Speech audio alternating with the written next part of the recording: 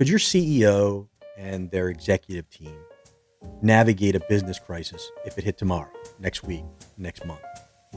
Well, there are a few things you can look for in that leadership team, and I'll tell you why you should even care. So let's talk about it. So, why should you even care if your CEO could handle a crisis? I mean, maybe everything's going great where you work.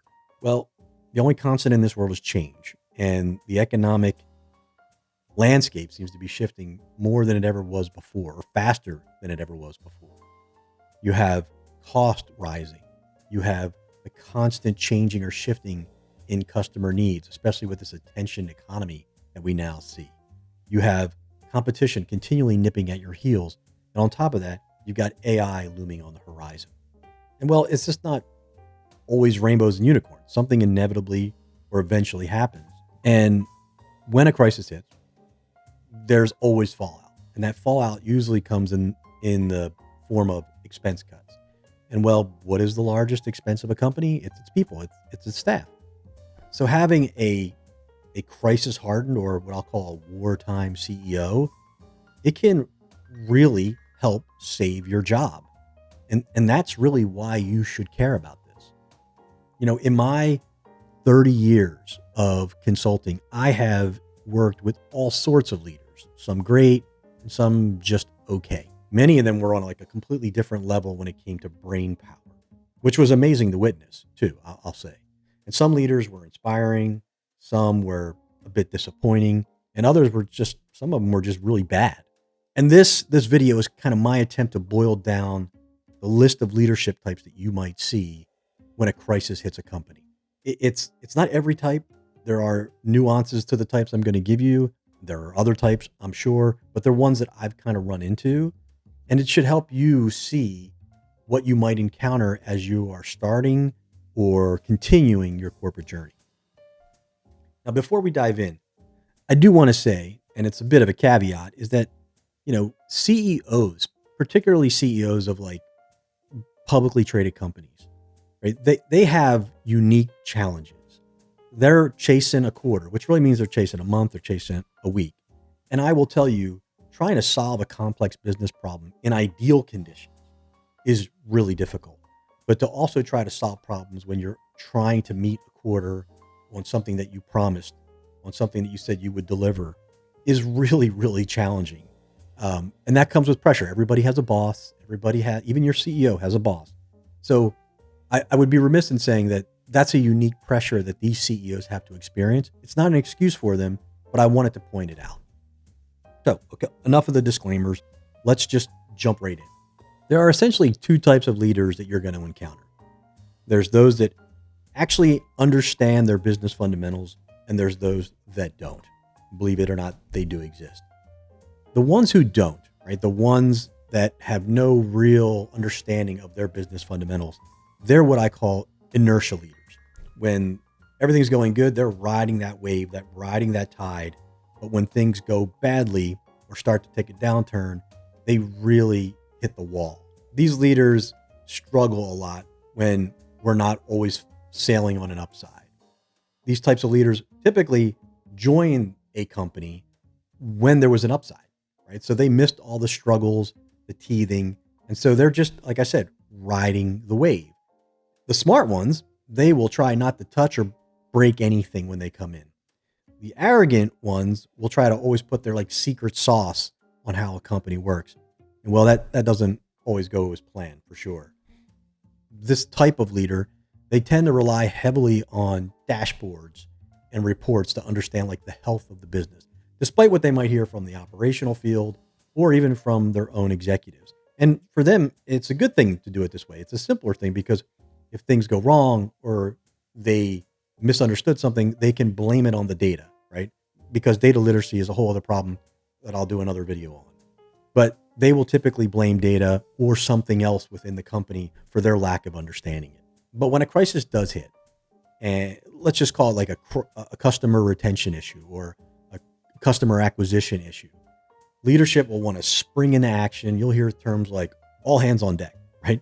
Now, how they react in those moments is very telling. And this is what I've observed over the last 30 years. And regardless of which type of leader you have, the one who knows their business fundamentals or the one who doesn't, they will tend to react in three separate ways. Again, there are different models, other ways that they can approach it, but I've seen three primarily. So the first approach is this silver bullet approach. Everyone wants to believe that things are single threaded. Problems are easy and simple. It just makes life easier to think that way. And when leaders think that, and when they adopt that strategy, they usually get themselves into a lot of trouble. But problems are, as I said, rarely single threaded. There's usually more than one knob that needs to be turned. So the silver bullet model is a very appealing model to leaders, right? Having one thing to explain to your board or to the street is way easier than saying, I've got a multi-quarter or a multi-year plan that has multiple phases. That's just really hard for people to get. And sometimes they lose patience, especially when I said you're chasing the quarter. And the two real main problems of the silver bullet are, one, relevancy. The thing that you thought was the problem that you focused on may not be something that needed to be fixed at all. So you try to fix this or tweak it, and it had little or no effect on anything you did. In fact, you may inadvertently break something else because you changed something over here, because you didn't have a holistic view of the world. At best, you put a Band-Aid on something that needs stitches. So relevancy is a really important thing. You got to know, is this thing really relevant, or does it seem like an easy button? So the next one is, thinking that everything else is fine. So all things being equal, if I just fix this one thing, we'll be fine. And the thing that you focused on under this model, it might actually be super relevant. It actually might need to be fixed. But guess what? It has several dependencies to other business variables or other business problems that you have. Right? Well, let me just give you just a quick example, right? Let's just say you have a problem with getting new customers. So you put out promos and offer discounts. And for a moment, you're actually seeing some increase. People are coming in. And then over time, you start saying like, well, wait, where's the retention? I'm losing retention. And then you start to realize, oh my God, I have a retention problem too. But you think, well, wait a minute. No one talked about retention. I thought we were great there. I thought people loved our product. I thought our scores were great. Turns out not so much. You may have ended up with a bunch of new customers and they showed up, but you ended up sending them to maybe a bad experience. And when that happens, good luck trying to get those folks to come back. So in this example, you actually had two problems. And it might sound like it's super simple. Why wouldn't anybody see this? But sometimes people don't want to believe that they're not doing as well in a particular area, like customer service. And they think it's just something else. And if we just fix this other thing, like I said, everything else is fine. We just have to fix this one thing, then everything will be okay. The bottom line is business challenges are typically really hard, right? And they're rarely simple. And the moment that you start thinking a complex problem is a simple one, you've already lost. You really have to look at things holistically. Again, the silver bullet model is extremely, extremely appealing. And it also can lead to leaders just shutting out other ideas that might be really good, or might be ideas about what else might be causing a problem. And it's not because they're not smart or they don't want to solve the problem, but they get married to a particular problem and how to solve it. And one problem, again, is just easier to attack. And that belief isn't wrong. Like if you have one problem, from that perspective, it will be easier to fix. But unless you take that holistic view, like I said, you're the only way you're going to solve the problem is just by accident. Okay, so now the next one. We talked about the silver bullet approach. The next approach is AI will save us. And what can I say about AI that hasn't already been said? But AI is like the word du jour, right? And vendors have caught on to this. If their systems have like a tinge of automation in them, it's now AI driven or AI powered. So most companies, they really aren't mature enough, in my experience, to really leverage AI to the level that they need to. Hell, most of the companies I work for couldn't even get agile right. So to think that they're going to somehow magically become an AI driven company, it's really not that simple. But AI is the future. At least that's what everybody's presenting. And these executives don't want to miss out on that wave. They don't want to be left behind. But a core issue with AI as a tool to help solve business problems is that it can't develop a strategy on its own. It needs good leaders. It needs good operators. There are real physical world, what I'll call it, experience driven factors that influence how you put together a plan to solve a problem. And again, this requires strong, knowledgeable leaders. The assumption is if you're leveraging AI, you have that. You have the strong people who can basically call bullshit on what AI spits out. Because if you don't have those knowledgeable people, AI develops this plan. You say, develop me a plan to fix X, Y, Z. If you can't read it and go, well, no, my experience tells me that's not right. Or what are you talking about? This won't work in our particular area. So you need those people to be able to call it out. So it can't write. So the first thing is it can't write a plan to be executed out in the field on its own. The next big one is it can't execute a plan unless it's all digital. Businesses have customers, and those customers have interactions with with other people, and they interact with your business. And well, execution is hard. And so AI can't do those interactions. It doesn't do the white glove interaction with your guest. It can do data mining. It can send out emails and send out text through a digital process. But inevitably, your plan is going to require some operational touch factors with your guest. AI can't do that. Now, will AI inevitably replace some jobs, like the mundane, repeatable tasks that are binary? Absolutely, right? But in many cases, I think that AI is a lot more hype than help. It's not going to replace everybody. I did a video on AI in the arts and the dangers there, and the link will be in the description. But the bottom line is AI alone can't solve problems. It needs good staff. It needs good, strong leaders to make decisions. It can be used as a sounding board for some ideas because it's got everything we've ever thought of plugged into it.